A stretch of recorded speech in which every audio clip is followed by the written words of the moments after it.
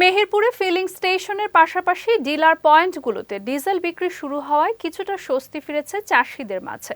তবে চাহিদার তুলনায় সরবরাহ কম থাকায় এখনো পুরোপুরি সমস্যা কাটেনি। মেহেরপুর প্রতিনিধি তৌহিদুদ্দৌলা রেজার পাঠানো তথ্যচিত্রে বিস্তারিত ডেস্ক রিপোর্টে।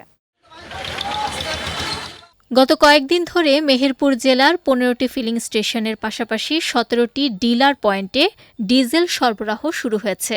পদ্মা, মেঘনা ও যমুনা পেট্রোলিয়াম লিমিটেড থেকে স্বল্প পরিমাণ ডিজেল পাচ্ছেন ডিলাররা। সেই ডিজেল সরাসরি চাষিদের কাছে বিক্রি করা হচ্ছে। এতদিন ফিলিং স্টেশনে দীর্ঘ সময় লাইনে দাঁড়িয়ে থেকেও ডিজেল না পাওয়ার ভোগান্তি ছিল কৃষকদের নিত্যদিনের সঙ্গী। তবে এখন ডিলার পয়েন্ট থেকে তুলনামূলক সহজে ডিজেল পেয়ে সন্তোষ প্রকাশ করছেন তারা। প্রাথমিকভাবে ইঞ্জিন প্রতি 5 লিটার করে দেয়া হচ্ছে। যদি এইভাবে প্রত্যেক দোকানে ডিলারদের কাছে দেয় তাহলে প্রত্যেক চাষি তেল পাবে। যদি আপনারা এইভাবে দেন তাহলে প্রত্যেক চাষি তেল পাই কোনো আবাদ পানি করতে পারে। চাহিদার তুলনায় অনেক কম পরিমাণ তেল সরবরাহ করা হচ্ছে ডিপো থেকে। পর্যাপ্ত ডিজেল সরবরাহ করা হলে চাষিদের সমস্যা মিটে যাবে বলে আশা করছেন ডিলাররা।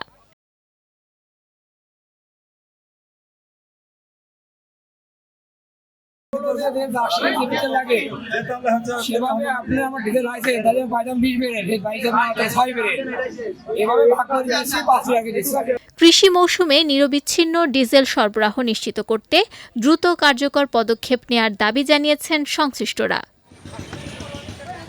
বিজয় টিভি নিউজ ডেস্ক।